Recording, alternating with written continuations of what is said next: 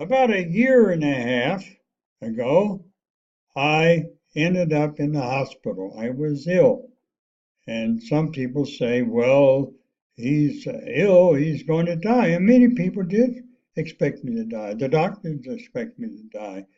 But I am a strong willed person, and I was determined not to die, even though sometimes I felt like I would love to die rather than suffer the pain and the difficulties I was feeling that time. Well, I was in the hospital for 10 weeks. That's a month and a half, or 2 months and a half. And when I finally was able to leave the hospital and uh, try to get out of bed, which I could not, I had lost all the strength in all my muscles. I was at that time not even able to turn over in my bed. I couldn't do anything. I couldn't stand. I couldn't go to the bathroom. I was just had to wear diapers. I had pee and poop on my diapers. It was the only thing uh, that I could do. I couldn't go to the bathroom. Well, I had to strengthen myself, so I hired a trainer who, a physical therapist, to help me to learn to strengthen my muscles again. And much of it was just moving in the bed, just moving the muscles, trying some resistance muscles exercises, and just doing that kind of thing until I was strong enough. And I finally did get strong enough. I could turn over in my bed and I could stand, maybe only for a few moments, like maybe a whole minute was my biggest goal was to really be able to stand for a minute. And from that, I began to use a walker or a trainer and then walk short distances. Uh, Short distances, maybe 10, 15 feet was the most I could manage. And I kept practicing that, walking more distances. Then finally, I graduated to the cane, and I worked with the cane until I could walk maybe a block. That was a lot. I continued working that way, but then at that time, I decided that since I had to strengthen my muscles, what I was going to do is now strengthen my muscles. So I joined the gym and start doing weight training, start lifting weights, but not the bell bar type of things where you put the weights on and lift the bar. I use machines. I certainly would recommend anybody my age use machines because I couldn't handle that type of weight training, such as the bars and the weights. So I used the machines. And when I started out, it was pathetic. I could hardly lift anything, but I kept working at it. And sometimes I would get sick, probably overloading my system with uric acid or whatever, but I persisted. I kept within my limit and kept increasing it. And finally, I was able to do a whole hour of exercise. And I would do a variety of exercise, starting with my legs. So I strengthened all the muscles of my leg, which made it easier for me to stand, to walk, but still with a cane. So I continued this, and I have continued this. I spent almost 6 months just getting to the point where I can walk now 3 blocks or 4 blocks or 5 blocks. It's very difficult, but I can do it. And I continued the gym. And then I started adding to my leg muscles the upper body. I started training my biceps, my triceps, and all those muscles in the upper body, the chest. I did this mainly because I was weak. I couldn't even open a bottle of Coke. I didn't have enough strength in my hands to do that. Well, now I can open up a bottle of Coke and my biceps and so forth, and triceps and chest are getting stronger. My object is not to get big like you see in these guys in these films. My object is just to regain strength. So once again, I can walk, I can do normal things. So you seniors, I hope you are ones listening to this or anybody, weight training is the best way to strengthen yourself. This is not just my recommendation, but it's a recommendation I have from people, from other trainers. It strengthens your muscles, it strengthens your bones, it increases your circulation, your whole body becomes healthy. And it also affects your mind. You become clearer in your mind is better, you're able to do more things, to think about more things.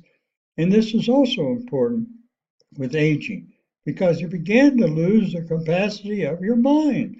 And so I recommend it. I don't know how long I will continue this, maybe forever if it keeps me healthy, but I'm healthy. I have many tests, x rays done, one thing or another, and I'm healthy. I don't have high blood pressure. I don't have low blood pressure. I'm healthy. I'm as healthy as anybody who is healthy at my age of 88. So I want you to watch my video because it's a video about the benefits of weight training. It's recorded in India. It's an Indian person speaking. Maybe you'll have a hard time understanding, but I put caption in it so you can see it a lot easier. Well, I'll shut up now and let you watch my video.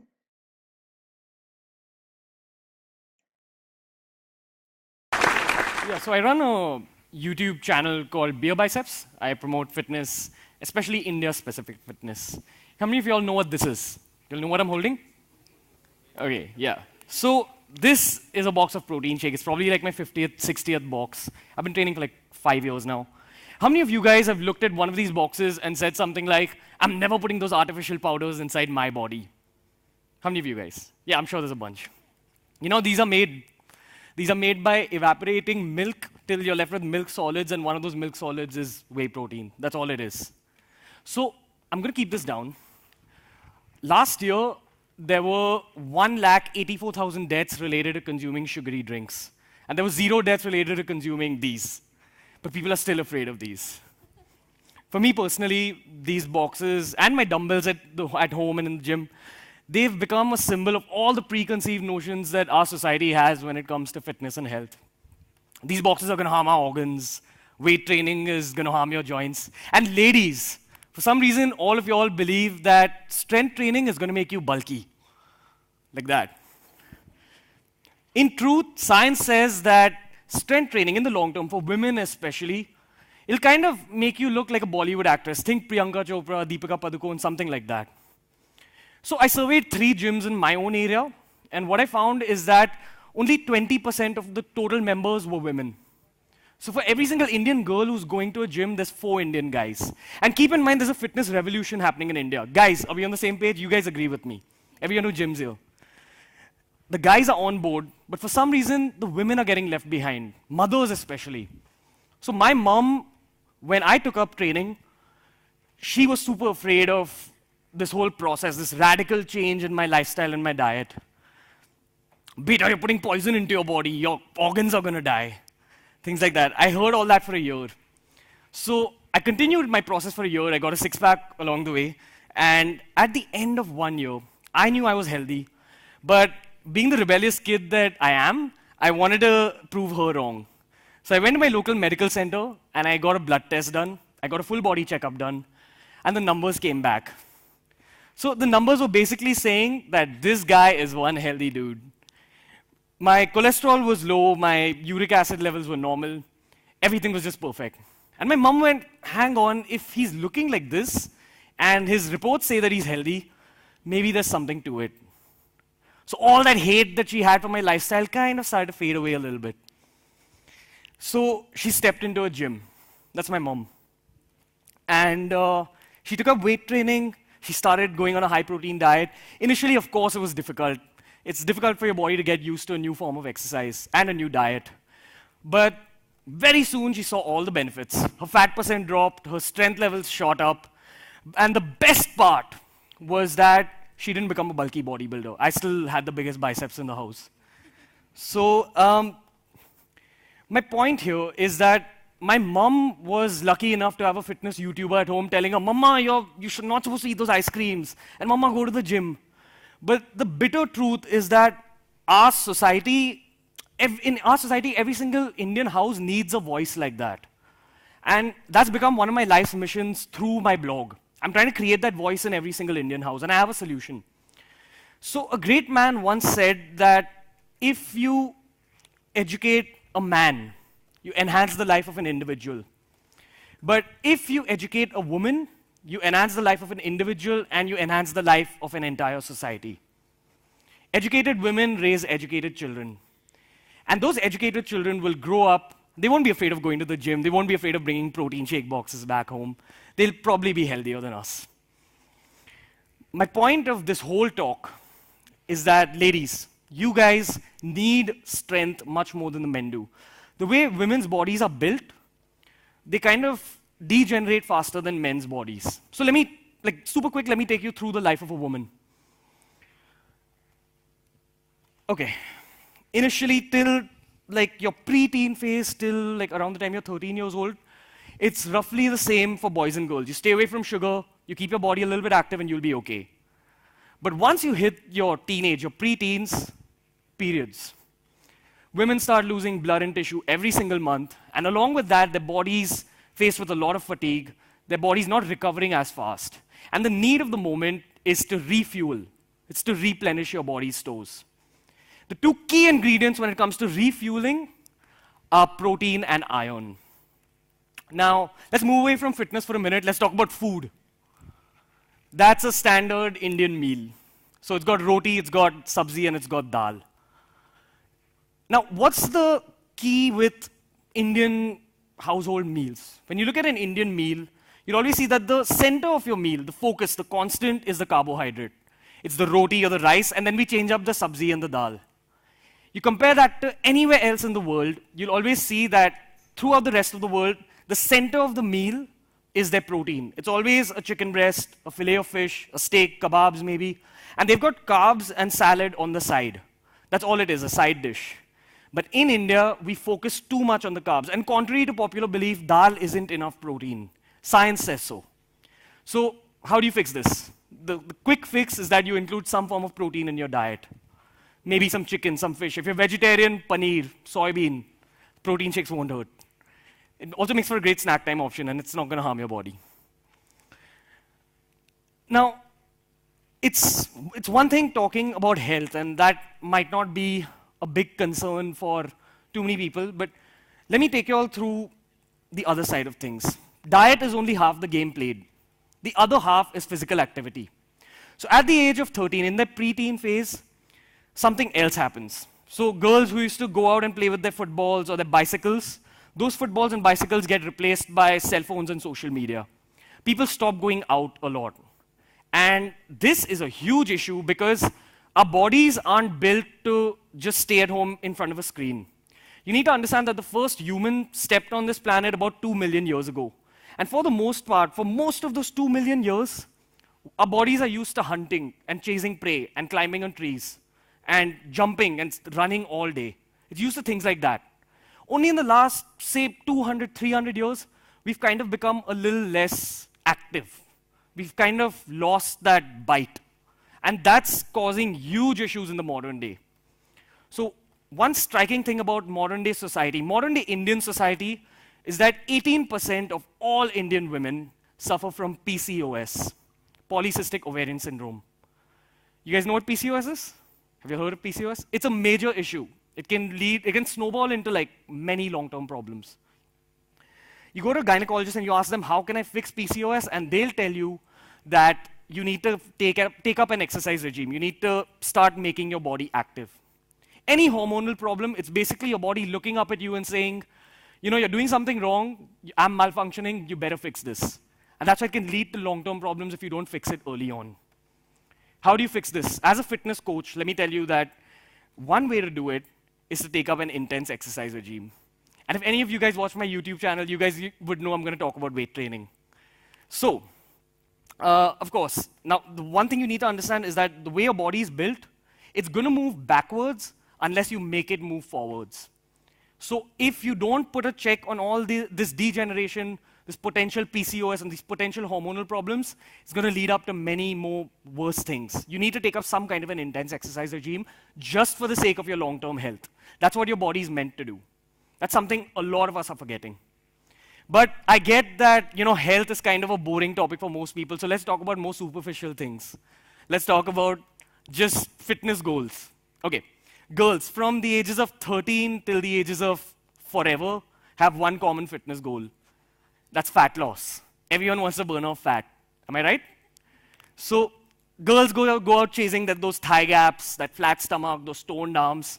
And in order to do so, they'll take up cardio. They'll go for jogs and runs, and they'll go skipping and swimming and cycling and even Zumba. But it's just cardio. Now let me tell you what science says. So science says that if you take up cardio, you're burning off fat and calories while you're performing the exercise. But if you take up some kind of an exercise regime that's putting a load on your muscles and causing some kind of damage to your muscles, you're burning off calories at twice the rate.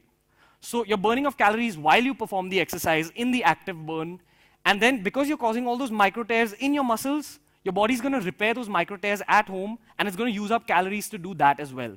That's called the afterburn effect. So you're burning off calories at twice the rate. That's the superficial benefit of weight training. It's your fastest path to that thigh gap or that flat stomach. Everyone who wants to burn belly fat here, I'm sure 90% of the room has that same fitness goal. This is how you do it. You just burn off your fat. There's no such thing as spot reduction. Now, for me personally, it's great to have a six-pack. It's good to have a flat stomach. That's all okay. But all these are just superficial. The one thing I've figured over like 4 or 5 years of weight training is that the biggest benefit of it is strength. And, okay, let me take you through what kind of strength I'm talking about. Now, the way your body is built, you need to understand that your long-term health has a one-to-one relation with your physical strength. At the age of 25, a man's body is at its peak. That's why cricketers, footballers, they peak when they're like in their mid-20s. They're physically the strongest. But women's bodies start degenerating at the age of 25. That's when it starts going downhill. Women's bone density decreases, the muscle mass starts leaving them, and their nervous system doesn't fire as fast as it used to. So in the long term, once again, these 3 factors can snowball into something much bigger. I'm sorry? Can I get it? I think I switched it off. Okay, either way, I'll continue. So, it can snowball into something much bigger. And at menopause, all these effects get even more amplified. So this is something women need to watch out for. And once again, something like strength training will increase your physical strength. In your physical strength, your long-term health have a one-to-one relation. You'll be less fragile, your posture will be fixed, your bones will be much stronger, your muscles will be stronger, obviously.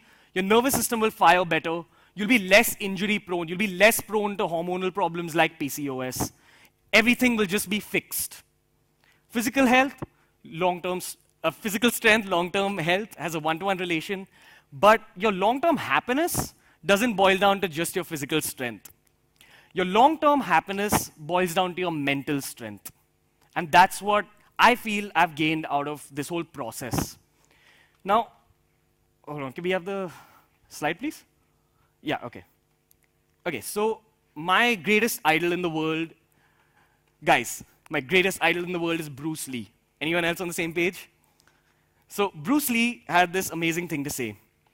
He said that, I fear not the man who's practiced 10,000 kicks once, but I fear the man who's practiced one kick 10,000 times. Just let that sentence sit in your head for a minute. He's not asking you to fear a kick. He's asking you to fear an individual. It's practice that makes the person. Even on my blog, I keep talking about this concept. It's never about your end goal. It's about who the process is making you. Why do most CEOs all over the world stick to their fitness regimes and their long-term exercise regimes? It's because they have that constant source of pain, which also becomes a constant source of peace.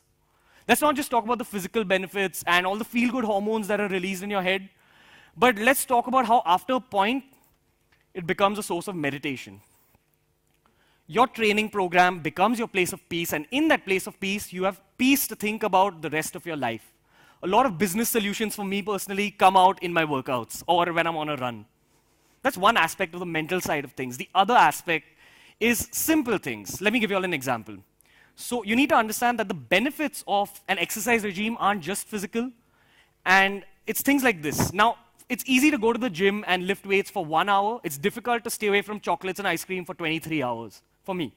And every time I'm able to beat that little craving of wanting to have that 5-star, that chocolate, or that mint ice cream, I'm actually getting mentally stronger. You go to the gym for a muscle workout, you stay at home for brain workouts.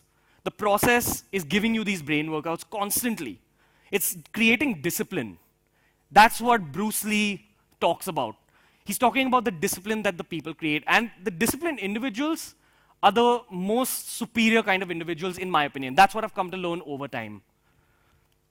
So, if you want to do it for the health side of things, do it for that. If you want to do it for your fitness side of things, do it for that. But for me personally, what I feel is that everyone should do it for their own happiness. In that place of peace, in that discipline, you find happiness. Today, my mom's fitter than I've ever seen her before. She's stronger than I've ever seen her before. But I've never seen her smiling as much. She's happier than I've ever seen her before. That's what means the world to me. She is mentally strong, she is happy, and I've just opened up this magical world for her through showing her this process, something that she doubted initially.